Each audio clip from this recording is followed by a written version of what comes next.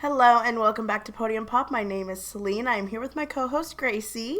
This is our very first episode of 2025. I almost already said 2024, so that's something I'm going to have to get over.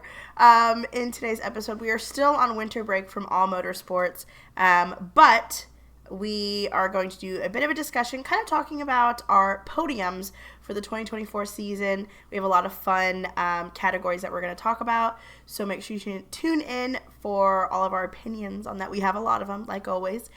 Before we get started, make sure you go follow us on social media. We post on TikTok, we post on Instagram, and we post all of our episodes on YouTube and on Spotify, so make sure you're following us on everything and put our notifications on, comment, subscribe, like, all of that stuff to make sure you are keeping up with all of the Podium Pop content. Mm-hmm. Let's go ahead. Let's pop the bottle, pop the cork, pop the bottle, and get right on into it. Let's get into it.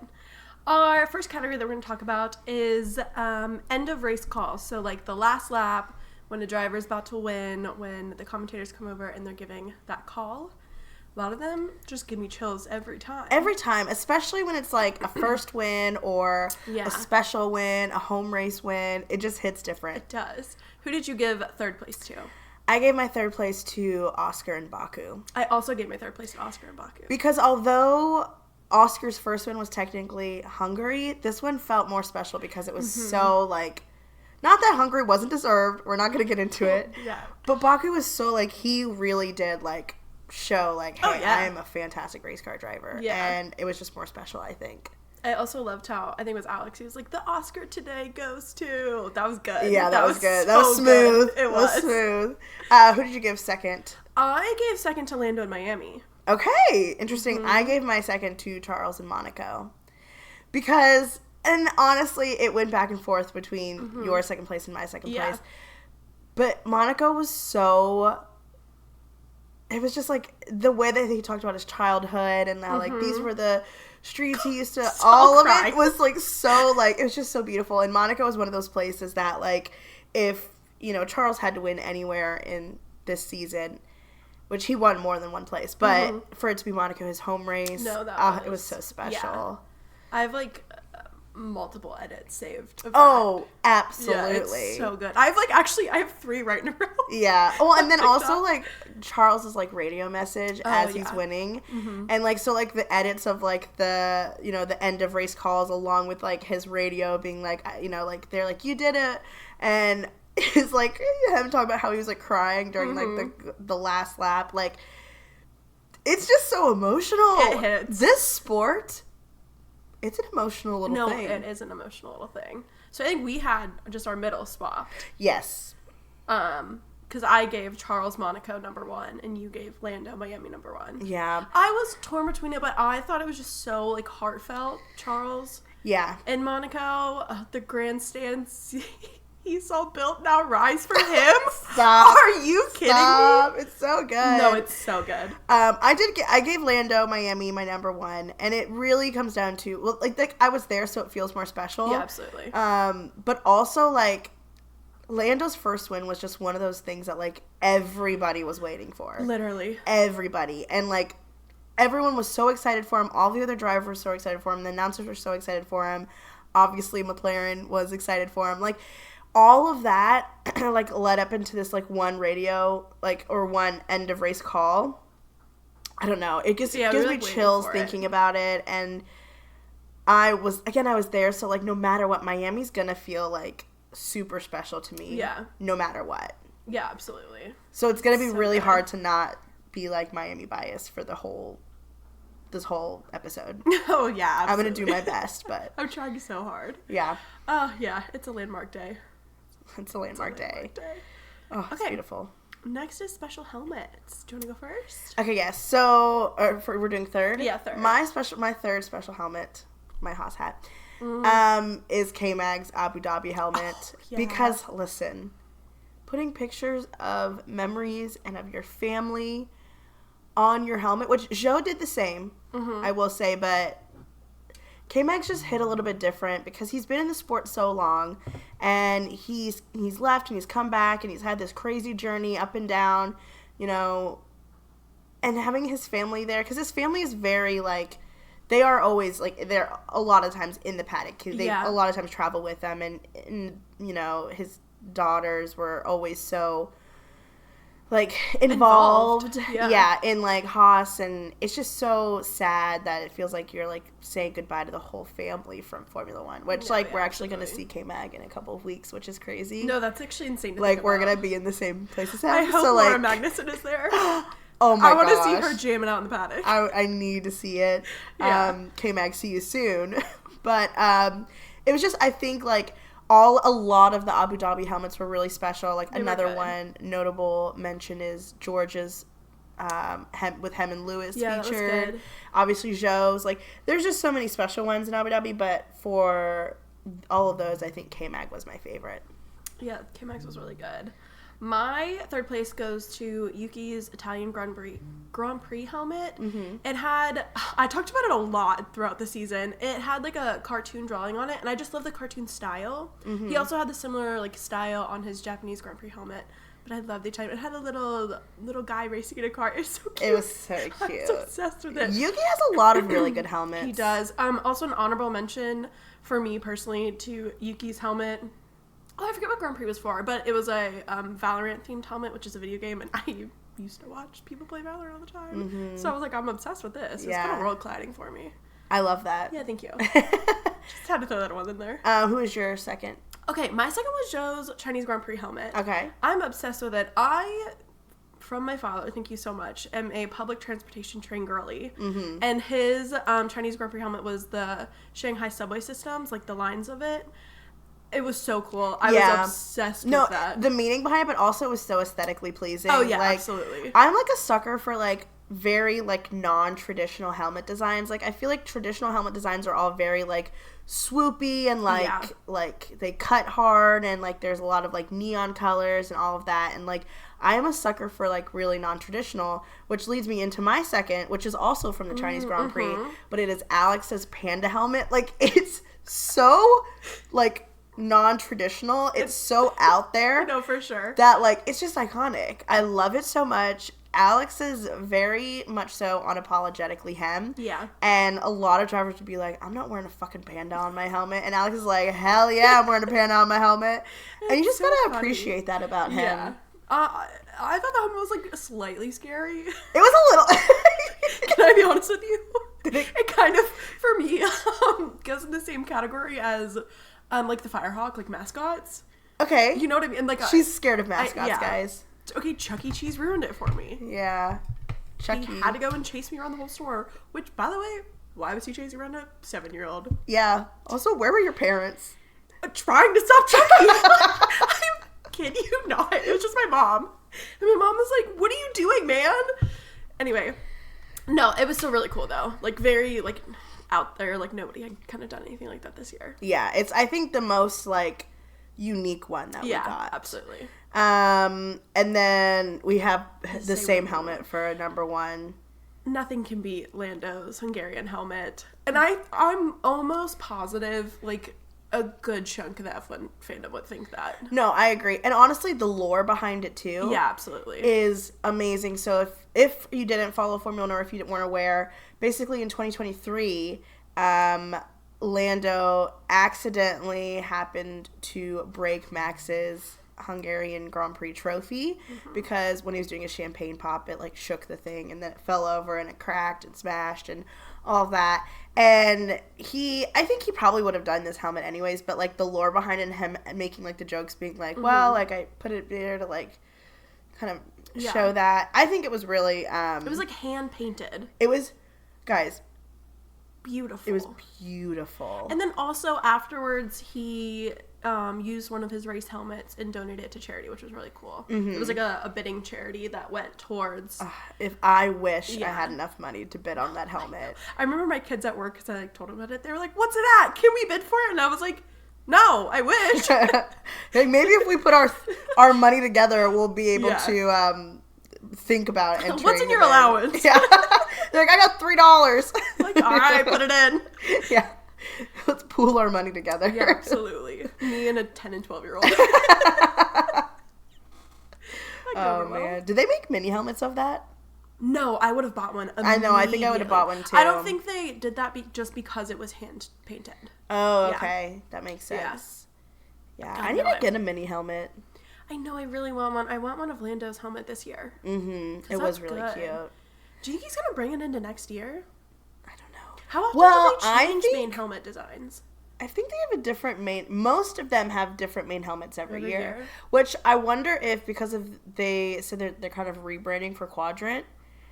Remember with the, I think it was Singapore, it was either Singapore or Vegas. I think it was Singapore's helmet had like a lot of purples and blues on it, which was also a notable mention. Amazing helmet.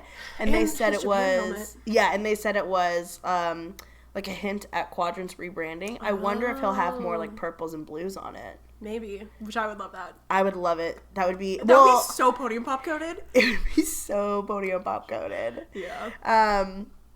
So I wonder if that's what his helmet will look like. Honestly, same design, but with those colors would be so sick. Yeah, I do like that. But we'll see. I'm actually really excited to see what the different drivers are bringing. Also with the rookies coming in. I feel like he was not going to give up the yellow though. That's true. That's like very his brand. That's absolutely. It's also so easy to see. Yeah. It'll be interesting. Yeah, it'll be very interesting to see. What's our next one? Our next one is races. Ooh, okay. Okay, what was your third favorite race this year? We have the same third favorite. We do. Baku. Again, Oscar, like, it wasn't his first win, but he had to defend for his life. Charles was on his tail that entire time. Charles was on his ass. Yeah. Literally on his ass. And Oscar, he kept his cool. Iceman Oscar, and he did fantastic. And I think it was one of the more exciting races to watch. Sorry, I didn't mean to keep laughing. Have you seen on Twitter the aerodynamically impossible? No. Okay, so I think, I'm diverging really quick. I think Oscar's engineer came over and said, like, something aerodynamically, not that it was impossible, but it was just, like, difficult for him to pull off the overtake on Charles or something. Mm-hmm. But then somebody tweeted him and was like, this was aerodynamically impossible. And then this poor girl, I feel so bad for her. People were like, what are you talking about? And then, like, people turned it into, like, a joke. I feel so bad. Sorry, that just caught me to giggle. I also put Baku, obviously because of Oscar's win and how it went, but also we were in Nashville for the final IndyCar race, and we were watching with all our friends. We had like an air mattress. We were in like a bedroom and a bed. Like we were all just like cuddled together. Wait. It was like 5 a.m. Chills. And then we were just watching the race, and then we started getting ready. Like that also was just like such a good memory. Yeah, no, it was actually so fun. Yeah, we were with. It was literally like what 5 or 6 of us, 5 of us, 5 of us, like stuck in like this room watching this race, and it was just so, it was like definitely a core memory. And for it to win, a lot of us were McLaren fans, not all of us, but a lot of us were McLaren fans. Shout out to MJ for putting up with us. Yeah. MJ putting up with us that weekend is insane. Also, it was the first weekend she met us. She's not like the biggest McLaren fan, and having to sit there while me, you, and Marley are like, Oscar! Yeah. I don't think she minds Oscar that much, but I don't think she's a McLaren fan. No, that made me giggle. Yeah. But then also like halfway through the race, we like got up and started getting ready, and then we knew we were going. Like it was definitely a core moment. Yeah, core moment. And then we went to the track and watched Alex Palou win the championship. Crazy, and Colton Herta win. A great day for Podium Pop. What a day that was. 3 wins for us is iconic. No, absolutely. Mm-hmm. Okay, what was your second win? Or second race. Second race. My second race was Australia. That is a good one. Because Australia is like the first sign that we weren't going to have a fully dominant Red Bull season. Yeah. That was like the first little like, oh look, here, this could happen. This could happen. And another thing about Australia is Carlos Sainz won. And first of all, I'm in my Carlos era. I think I've said that a couple times. But for him to come and win after he was dropped from Ferrari, he had to sit out of a race because he had to get his appendix removed, and then so quickly get back onto a plane, go all the way to Australia, and compete in a race where he was obviously still, like, not in 100% shape. Like, he had to get helped up to the top step of the podium. Yeah. He was very gingerly getting out of the car. And for it to be such a dominant display of racing was I'll never forget it. No, And it was so good. And I also, again, really associate this with a core memory.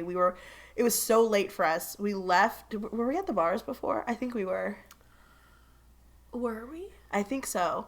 Oh, yeah, because Molly and Lauren watched that with us. Yeah, so we came back from the bars early to watch this race, and then our friend Ryan came over as well, and we were all just like, I feel so bad for my neighbors, because, like, I remember being like, screeching. What is going on? Like, No, Max's car catching on fire, like, all of these things happening.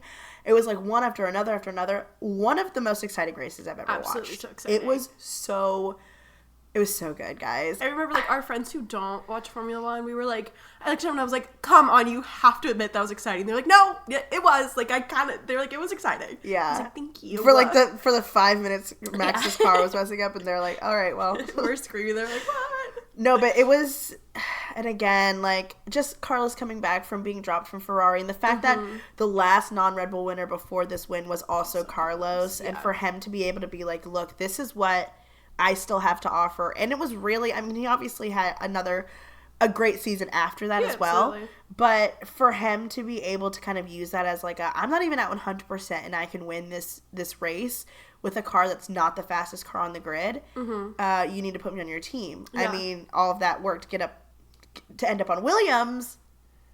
Eek. But you know what? He was doing everything that he could. And you know what? I know Williams is not good. I'm going off a little bit. Okay. I know Williams is not good right now, but we have got to remember the history that they have. No, and also I truly, truly think, like, James Vowles has been pushing 2026 for the last however many years. It's not about this year. It's not about this year. It's not about this year. And, like, I really do think that the collaboration between Carlos and Williams is going to be super successful. I don't know if they're going to be competing for wins in 2026, but who knows in 2026? Yeah. Anything could happen. Yeah. But I think even in 2025, we're going to see Carlos, like, really push Williams to give them a better car. And he knows his stuff. Like, not that Alex doesn't, but Carlos has more experience. He's been, he has his dad as, a stepping, stone for that. I'm really excited to see what he can do with Williams. Yeah, me too. And I was already a Williams fan because I loved Logan. I love Alex. I like Franco. All of that. So for Carlos to be on Williams too, like, I am very much excited. Yeah, I cannot wait. It'll be good. Sorry, that was I really got on my soapbox there. We both did. Yeah. Who was your second? My second race was Zandvoort, and I think I really liked it. Yeah, obviously because Lando won, but I think dominantly. I think that kind of showed. McLaren was good. They were one of the fastest cars this season, but I also showed it was like right after summer break. People were like, I don't know, like, can Lando actually do this? And I know he didn't end up winning the championship in the end, or the WTC in the end, but like, I don't know, it just showed what he can do. And it proved that Miami wasn't a fluke. Yes, absolutely. It was like, oh, he actually is. Well, one, it proved that McLaren does have one of the fastest cars. But two, it also proved that Lando is a fantastic driver. Yeah, for sure. And so it is a special race. I agree. And we have the same first race. Yeah, like, once again, guys. Who's shocked? Miami. Of course it's Miami. It's Miami. Oh, guys. So good. Watching it live, like, that was our very first Formula One race. And being able to watch one of our favorite drivers win his very first race. Like, genuinely, nothing can beat it. That's like a little statistics. Try again. Hold on. A little statistically, not impossible, but like, those odds are insane. Those odds are insane. They're kind of crazy. And, like, obviously I wish Lando would have gotten a win sooner, but, like, for it to happen the same race as us, special. It feels like it was written in the stars. No, it and is. It's like a memory that I will quite literally never forget. Never. Like, I will be on my deathbed, 99 years old, hopefully, and God willing. God willing, when I am 99 years old and I am laying on my deathbed, I will remember Miami for the rest of my life, and that will be a memory that is up there. I'm also just, I think we can know this by now, especially watch my TikToks, an emotional gal. Every time I rewatch it, I will cry. Yeah. Like, fully like shedding tears. Yeah. Not even just like my eyes are, no, I am sobbing. Yeah, not even just the race, but like I'll sometimes go back and just rewatch our TikTok. Of our first, like we posted a TikTok reaction of like when we were at the track when Lando was winning, and sometimes that if you catch me at the right moment, I'll tear up for it. Absolutely, yeah. Next category, radio messages. This is a fun one. This is a fun one. So all three of mine, all three of yours are all different. Yeah. So what's your third favorite? Okay, my third favorite, I have to discuss this little. It's during Hungary, when on Alex Albon's radio, and I just like the lore behind it more than the radio message, is when his engineer comes over and goes, blue flag, Verstappen, Hamilton, and Verstappen and Hamilton come by and just immediately collide. And I put that down just because I think that is absolutely hilarious. And also, you hear a blue flag, Verstappen, Hamilton, I'm going to slow down as quick as possible to watch what's going to happen. Oh, absolutely. That's why I put that, just because I thought it was funny. Okay, what was yours third? My third favorite radio message is Carlos Sainz when he goes, Ricky, these are not new inters. Ricky. And then Ricky doesn't respond. He goes, Ricky. Hello. It's so fun. Carlos Sainz is such an unserious man. No, yeah.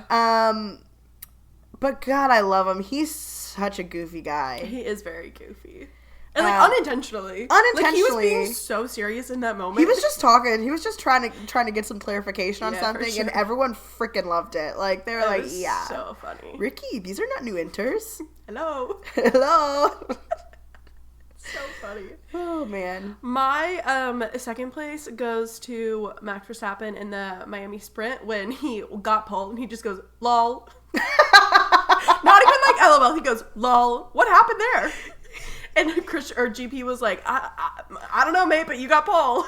He's so, like, first of all, Max Verstappen, for him not being very active on social media, you just know he's chronically online. He is. He loves Reels. He loves Reels because he quotes a lot of TikToks. No, he does. But he quotes them a little too late, so it has to be from Reels. Yeah, absolutely. And he just knows all of like the memes and stuff, so you just know he's chronically online. And so for him going lol, it's so him. Oh, it's so funny. My second favorite radio message is when Pierre passes by Esteban and just goes, "Ciao." That's a good one. I forgot about that. That is so iconic. Like, you know, just with Alpine having the season that they had and having the rivalry between their two drivers that they had, both on and off the track, for him to say that is so, like, sassy, in the best way possible. Like, he said that, my jaw dropped. Like, I was like, I know that Pierre can be a little shit. They both can.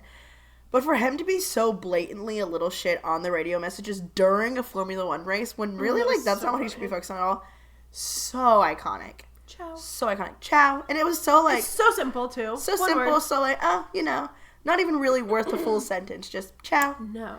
Amazing. You gotta love it. My first place spot goes to Oscar Piastri in the Abu Dhabi Grand Prix after Max hit him and he just goes, move of world champion, that one. Yeah, which... Oscar Piastri's dry humor. It's so good. He had a lot of good radio messages. He had so many good radio messages.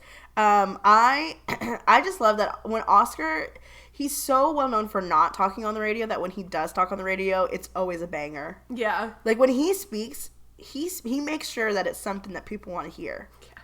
He doesn't speak just to speak. No, he does not. Speaking of people speaking just to speak, George Russell, my number one spot goes to George Russell. His radio after he won, going yabba dabba doo. Yeah, absolutely. I'm sorry, but where did that come from? That's gonna be a quote that lives on in Formula One history for the rest of my life. Where did it come from? Like I know it's from the Flintstones. Yeah, absolutely. But like, why did that of all things pop into his head? I want to know how. I'd love to crawl inside his ear and check out his brain. Oh, I'd love to crawl around his brain. Especially during that moment. Yeah, absolutely. God, I'm shocked he wasn't asked more about it. That would be one of the first things. Where did Yabba Dabba Doo come from? Yeah. We ever interviewed George, this could be years later, we interviewed George, we're like, so can you tell us more about Yabba Dabba Doo? Because we haven't forgot it. I think about it every day. Like, what do you think Carmen said? Like, he got off the track and she was like, Yabba Dabba Doo, really? Dabba Doo. Like, where did that come from? Because you know she'd be like, George, what? Yeah, like, no, that's so funny.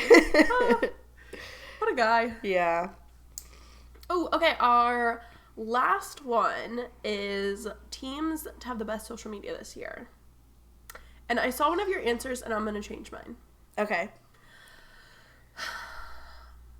I'm going to, same as you, I'm going to steal Steak. I forgot about Steak. Steak is my third favorite. Yeah, so I'm going to give mine to Steak. Their TikTok game is unmatched. Like, It's their so transitions and the way that they're able to stay on trends is, like, something I've never seen before in my life. So good. They've got to, I don't know for a fact, but they've got to have a Gen Z running their TikTok account. They absolutely have to. Like, there's no way.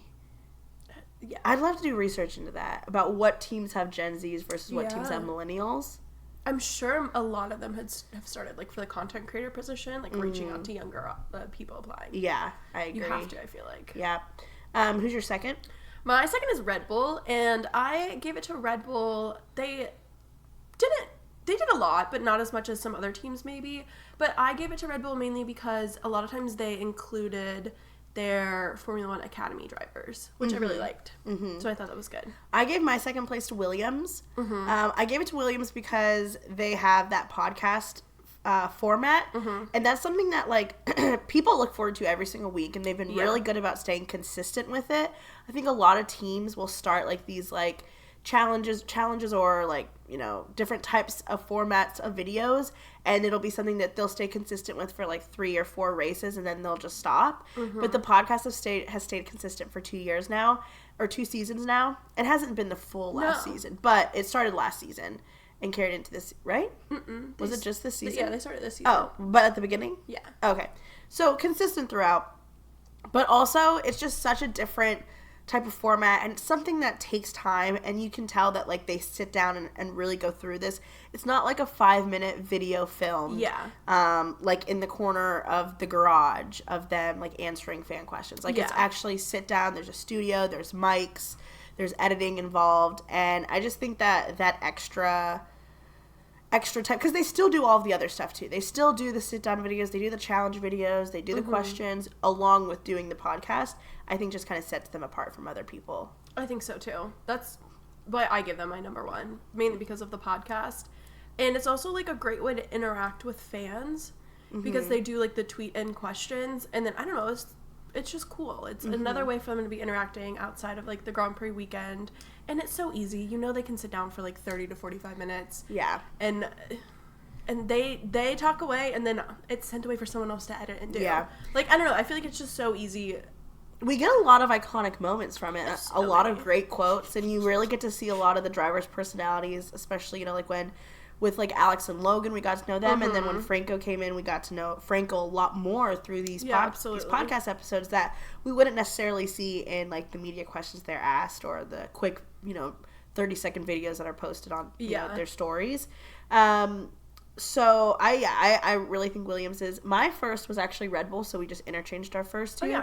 But I think Red Bull does a fantastic job of, again, involving their Formula One Academy, which Williams actually does really great. They worked with Leah a lot.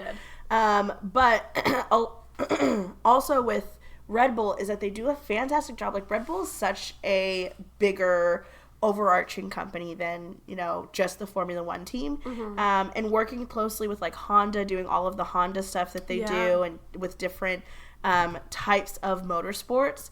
They do a lot of those challenge videos where they have them driving, like, golf carts, or have them driving go-karts, or have them driving RC cars. And I think really kind of adding variety to, like, what they're putting out each week is really great. Along with, again, those, like, shorter videos. It helps that Max has such a good personality for social media content, even though he probably hates it the most out of anyone. Yeah. Maybe not the most out of anyone. I think Lewis maybe hates it the most. Which will be really interesting to see how Ferrari handles that next year. And also will be interesting to see how Mercedes kind of shifts their social media presence now that they probably have 2 more willing participants in social media.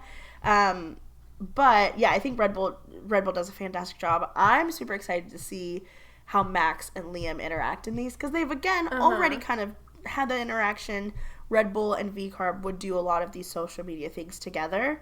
So there is some interaction, but it's not as much as you see, like, Max and Checo together. Yeah. Which, again, also I think, I actually don't know this for a fact, if Max is closer to age to Checo or to Liam. I don't actually know. I think Liam's 22 and Max is 27. But how old is Checo? Regardless of if they're something. closer in age, they're definitely closer in maturity levels, which is just, it's not meant to be an insult, but like it's fine. But I think they're close. Like Max is definitely closer to like Liam's maturity than Checo's. Yeah. So it'll be interesting to see their dynamic next year as well. I think it'd be pretty funny. Are there any other teams that you're interested to see, like how their social media is handled next year? I know that McLaren and a lot of teams weren't allowed to do a lot of the stuff they did in previous years because Liberty Media asked them not to. RIP Unboxed. No, yeah, for Drive to Survive purposes, which these little, like, the Unboxed was so good. And, like, I went back, like, when I first became a fan, and I watched, like, the Unboxed with, like, Carlos, with Daniel. Like, it was so good. And fans enjoy that more, and it's more, like, a personable side. And I get, like, getting around Liberty Media is, like, a hassle they can't do. But I don't know. The YouTube format is so much better than, like, McLaren posting 4 separate clips of Lando and Oscar playing a little game. Yeah. Just, like, throw it all together in one and put it to YouTube. I don't know. Yeah, it's true, because even in 2023 we had like a lot more like of the McLaren like challenge videos. Those like, were so fun. Like them playing like Jenga and like Twister. Yeah, like all of those like videos, Yeah. or like doing the finish the lyrics for Vegas last year. Iconic videos. They didn't really carry that over into 2024. No. Like I would say McLaren was one of the top social media teams in 2023. I would agree. In 2024 they tried. It just they weren't as it didn't hit didn't hit the same.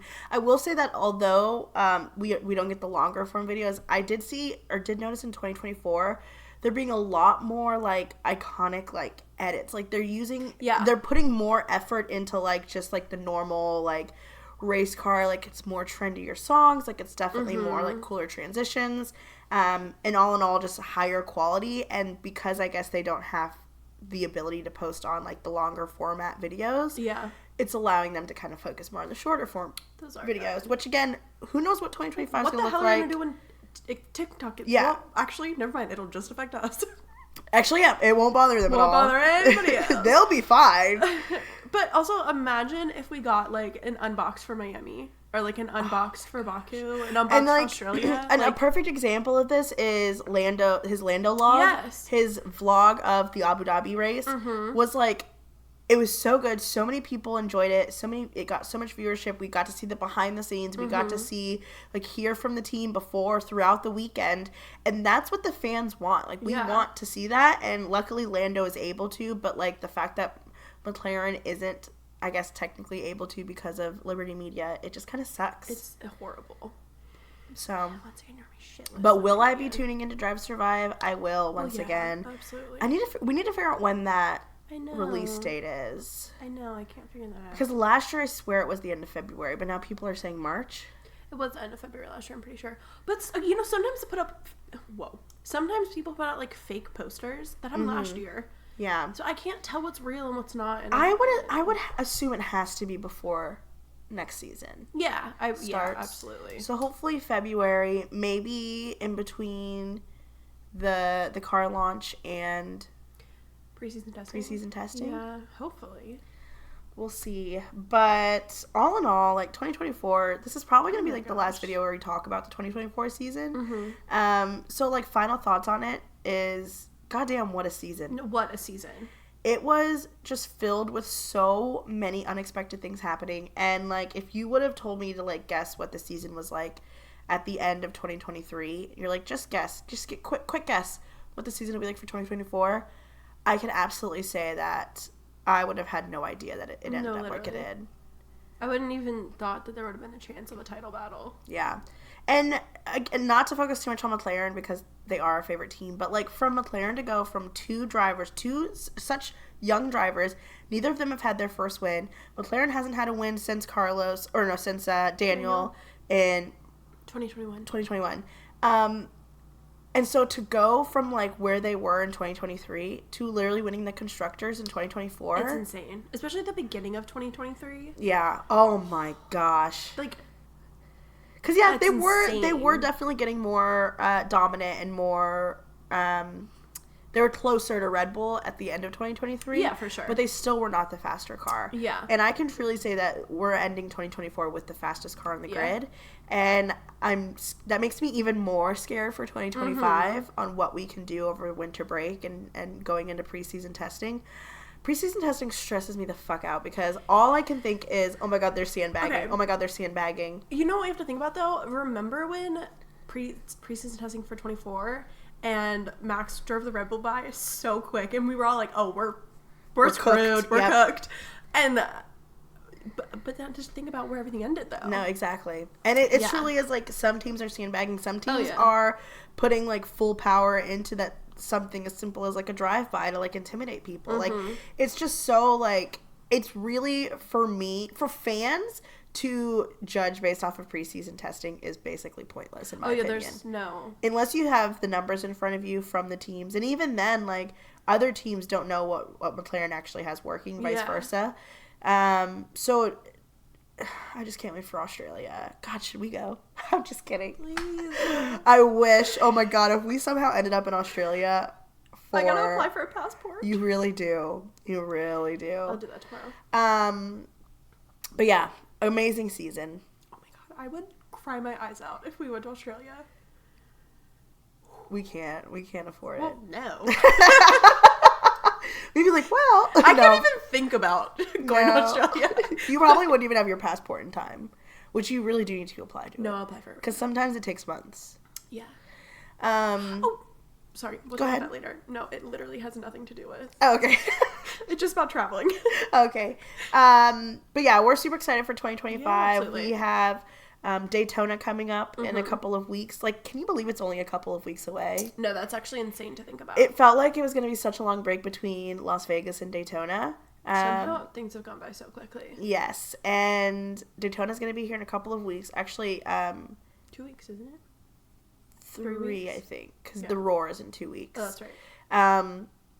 So we're doing Daytona, and then we will be attempting to go to Miami. We don't have anything booked yet. We need to book that soon. Yeah.